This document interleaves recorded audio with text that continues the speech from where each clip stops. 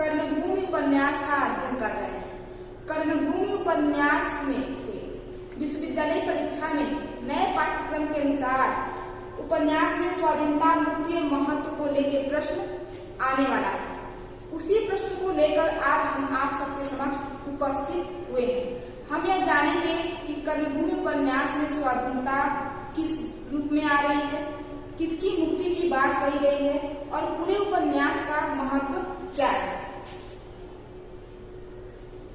कर्मभूमि उपन्यास में स्वाधीनता, पूरा उपन्यास कर्मभूमि स्वाधीनता पर ही आधारित है। प्रेमचंद जी 1932 में जब देश स्वतंत्र था और स्वाधीनता के लिए विभिन्न आंदोलन किए जा रहे थे, स्वराज्य प्राप्ति की मांग हो रही थी, उन सबका वर्णन, उन सबका विवरण इस उपन्यास में प्रस्तुत करते हैं। प्रेमचंद जी स्वाधीनता को, स्वराज्य को किसी विशेष जाति धर्म से बांध कर नहीं देखते। उस आंदोलन में वह उन सभी व्यक्तियों को सम्मिलित करते हैं जो तत्कालिक समस्या से ग्रसित थे और उनसे निवारण चाहते थे, उनसे छुटकारा चाहते थे। वह कि हिंदू मुसलमान किसी भी तबके का हो, इससे उनको कोई लेना देना नहीं था। अर्थात पूरे समाज को जो भी उस समय ग्रसित थे समस्याओं से और आंदोलन चाहते थे, उन समस्याओं से मुक्ति चाहते थे, आजादी चाहते थे, उन सबको वो अपने स्वाधीनता आंदोलन में सम्मिलित करते हैं। कर्मभूमि उपन्यास का प्रकाशन वर्ष 1932 था। यह काल स्वाधीनता के संघर्ष का काल था।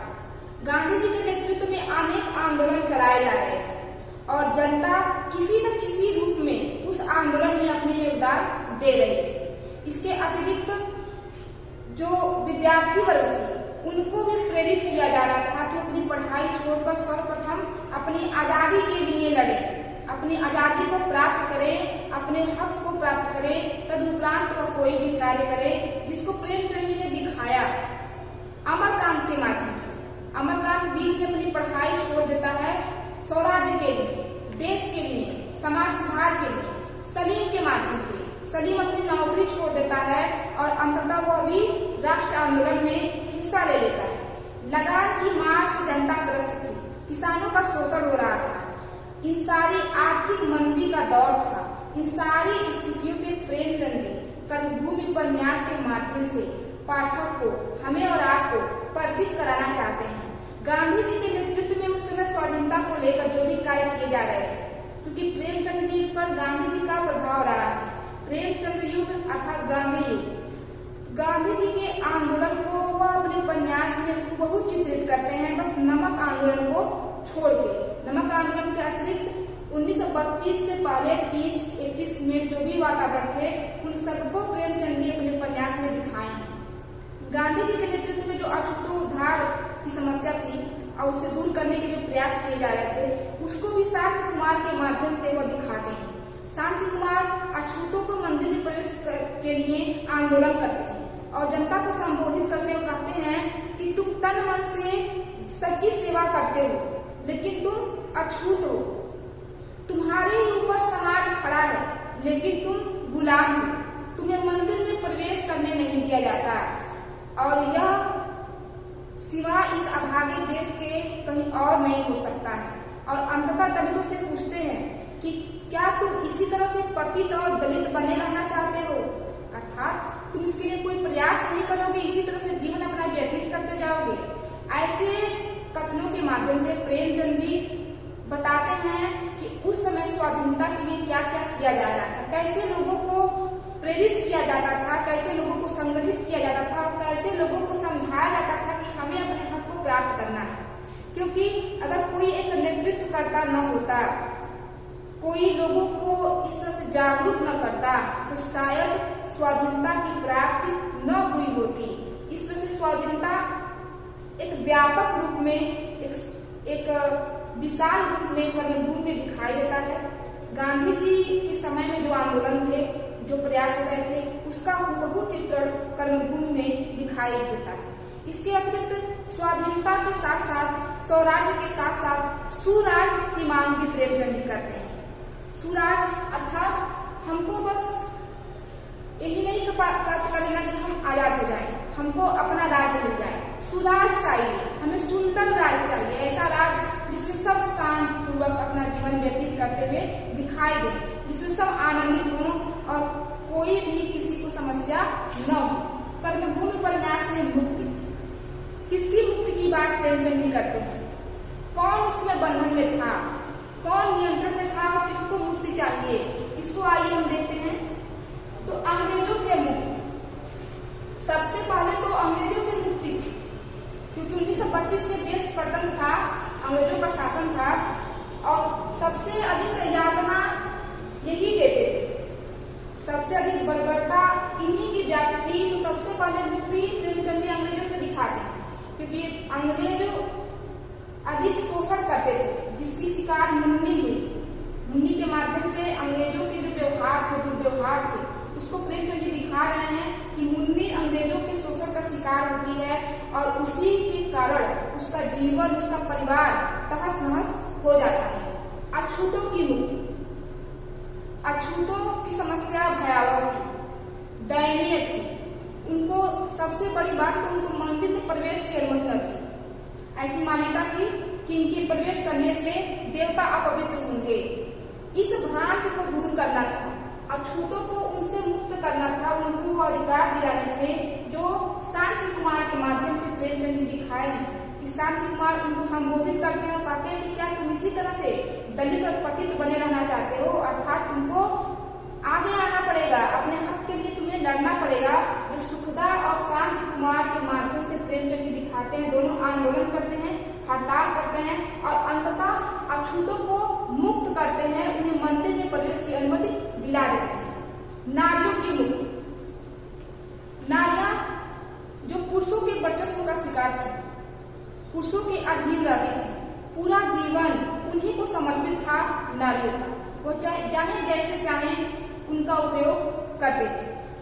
सुखदा, मुन्नी, नैना इत्यादि के माध्यम से प्रेमचंद जी नारियों का एक नया रूप प्रस्तुत करते हैं और नारियों को उन जंजीर से, उस बंधन से मुक्त करते हैं। सुखदा कहती है कि अब हम पति जो चाहेंगे वही नहीं करेंगे और तलाक की प्रथा आ जाने दो, फिर देखो कि कैसा आनंदमय जीवन होता है।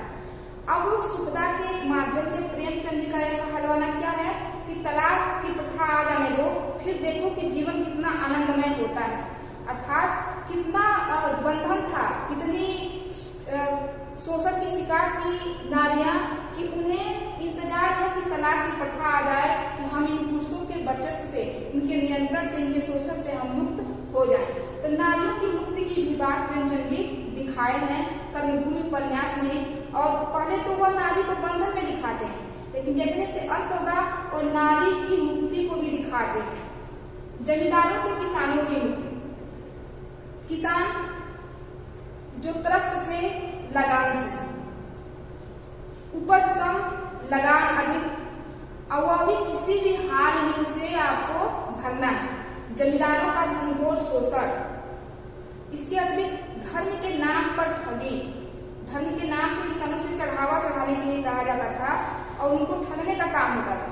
किसान एकदम मजबूर थे, बेबस थे और उनको अपने घर की वस्तुएं बेच बेच करके भी लगान चुकाने पड़ते थे। तो किसानों को, जो कि किसान की महत्ता प्रेमचंद जी ने दिखाया, अनेक साहित्यकारों ने दिखाया कि किसान अपने आप में भगवान होते हैं, किसान पे ही पूरा देश निर्भर करता है। ऐसे किसानों की दुर्दशा देखकर प्रेमचंद जी से रहा न गया और कर्मभूमि उपन्यास में उन्होंने इनकी समस्याओं को उजागर कर दिया। बताया कि सबसे पहले तो मुक्त इनको करना है कि यह निश्चित होकर के जो अपना है, अपने का उपभोग वह कर पाए।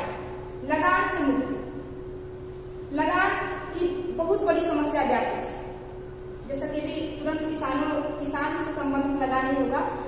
और उन लगान से मुक्ति के लिए ही अमरकांत और महंत जी का प्रसंग आता है कर्मभूमि में। अमरकांत आत्मानंद का आता है, अमरकांत गुदर चौधरी का आता है। ऐसे तमाम पात्रों के माध्यम से प्रेमचंद जी बता रहे हैं कि लगान से मुक्ति होना अत्यंत आवश्यक है और अंततः वह अनेक आंदोलन को दिखाते हैं लगान से मुक्त होने के लिए। धार्मिक व आडंबर से मुक्ति, धर्म का जो आडंबर है वह अपने चरम पर था, सब सारे दिखावे के रूप में होते थे। आंतरिक लगाव ईश्वर से किसी का न था और धर्म के नाम पर भी ठगी का काम होता था, जिसको प्रेमचंद जी दिखा रहे हैं अमरकांत और समरकांत के माध्यम से। पिता पुत्र में जो धर्म को लेकर बहस होती है, गंगा स्नान को लेकर, राम के नाम को लेकर और ऐसे प्रसंगों के माध्यम से, ऐसे वार्तालाप के माध्यम से प्रेमचंद जी धार्मिक वारंबर से मुक्त होने का संदेश देते हैं और अंततः मुक्त होते भी हैं जातिगत भेदभाव से भी। जिस समाज का आधार जातिगत हो जाएगा उस समाज का विकास अवरुद्ध हो जाएगा। ये जो जातिगत भेदभाव है, जो सांप्रदायिकता है, वो हर युग में हर समय में प्रासंगिक रही है। प्रेमचंद जी इससे मुक्त करना चाहते हैं। वो सबको मानव के रूप में लाना चाहते हैं कि कोई किसी भी जात के बंधन में न रहे, सब एक मानव के रूप में हमारे सम्मुख प्रस्तुत हो। और इसको सकीना के माध्यम से, सलीम के माध्यम से, अमरकांत के माध्यम से, पठानी के माध्यम से, सलोनी के माध्यम से, गुजर चौधरी के माध्यम से, तेजा के माध्यम से, इत्यादि पात्रों के माध्यम से इस जातिगत भेदभाव से मुक्त होने का उन्होंने प्रयास किया है। जैसे अमरकांत जातिगत भेदभाव को नहीं मानता और कहता है कि यदि शूद्र है और वह ईमानदार है, सत्यनिष्ठ है तो पूजने के योग्य है, और यदि ब्राह्मण है, मूर्ख है, धोखेबाज है, विश्वासघाती है तो वह पूजने के योग्य नहीं है। ऐसे अनेक प्रसंग आएंगे, अनेक वार्तालाप हैं जिसके माध्यम से एक जातिगत भेदभाव से मुक्त की बात उन्होंने की। अंग्रेजी शिक्षा से मुक्त। शिक्षा एक व्यवसाय बन चुकी थी और व्यवसाय बनने के साथ उसका एकमात्र आधार धन हो गया था। धन होने से कुछ उच्च वर्ग तक ही वह सीमित होके रह गई थी, अर्थात जो हमारे साधारण वर्ग थे, जो साधारण जनता थी, वह इस शिक्षा से वंचित थी। इसके अतिरिक्त दलितों को उसमें सम्मिलित नहीं किया जाता था और इसी सारी स्थितियों से अमरकांत क्षुब्ध हो जाता है, पढ़ाई छोड़ देता है और कहता है कि हमें शिक्षा की जरूरत है, डिग्री की नहीं, अर्थात धन दे करके, किसी के अधीन रह करके हमें डिग्री नहीं चाहिए। इस तरह से अनेक प्रसंगों के माध्यम से प्रेमचंद जी मुक्ति की बात भी कर्मभूमि उपन्यास में दिखाए। अब यदि महत्व देखें कि कर्मभूमि उपन्यास का महत्व क्या है, तो महत्व अपने आप में अत्यधिक महत्वपूर्ण है। इसका जो महत्व है कहा नहीं जा सकता कि कितना महत्व है, क्योंकि यदि आज हम 1932 के वातावरण को जान पा रहे हैं, उस समय में जो समस्याएं थी, जो लोग अपने उद्धार के लिए छटपटा रहे थे, वह इसी के माध्यम से जान पा रहे हैं। यदि कर्मभूमि का सृजन प्रेमचंद जी न किए होते तो उन सारे वातावरण से हम अनभिज्ञ रहते, हमें ज्ञात न होता कि हम अपनी आजादी को प्राप्त करने के लिए, स्वाधीनता को प्राप्त करने के लिए कितनी यातनाओं को सहे हैं, तब जाके आज हम स्वाधीन हुए हैं। वह आंदोलन या इस उपन्यास का जो महत्व है हर स्तर पर बेजोड़ है, राजनीतिक, सामाजिक, धार्मिक, शैक्षिक, हर स्तर पे इसका महत्व बेजोड़ है। किसी एक पक्ष को हम नहीं देख सकते हैं कि यह उपन्यास बस राजनीतिक है अथवा सामाजिक है या आर्थिक, हर एक पहलू पे इसका प्रकाश पड़ा हुआ है। निष्कर्ष यदि देखें पूरे उपन्यास का, तो प्रेमचंद जी संग्राम के अप्रतिम सेनानी थे, किसानों के जबरदस्त वकील थे, मसीहा थे और इसके साथ साथ वो सबको विदेशी भारतीय जनता को उन विदेशियों से मुक्त करना चाहते थे, जिससे मुक्त करना अत्यंत ही आवश्यक हो गया था, क्योंकि एक एक समस्याओं से छुटकारा के साथ ही हम अपनी आजादी को प्राप्त करते हैं। सर्वप्रथम अंग्रेजों से मुक्ति, जमींदारों से मुक्ति, इसी क्रम से बढ़ता जाता और फिर हम अपने मूल उद्देश्य को प्राप्त करते। इसको प्रेमचंद जी दिखाते हैं। प्रारंभ में तो वे सुधारवादी रूप में आते हैं, लेकिन जैसे जैसे दिखाएंगे कि अमरकांत जाता है और अनुनय विनय करता है महंत जी से, जब महंत जी फिर भी नहीं मानते हैं तब क्या करता है अमरकांत? हड़ताल करता है, आंदोलन करता है, विरोध करता है। इसी प्रकार प्रेमचंद जी पहले सुधारवादी में आएंगे, अनुनय विनय के साथ आएंगे, लेकिन जैसे जैसे होगा वह एक उग्र और क्रांतिकारी रूप लेते जाएंगे। इस प्रकार प्रेमचंद जी का महत्व या कर्मभूमि उपन्यास का महत्व हिंदी साहित्य में अमर है और अमर रहेगा। इसी के साथ आज की कक्षा ये समाप्त होती है। अगली कक्षा में मानस के हंस उपन्यास के साथ पुनः उपस्थित होंगे। धन्यवाद।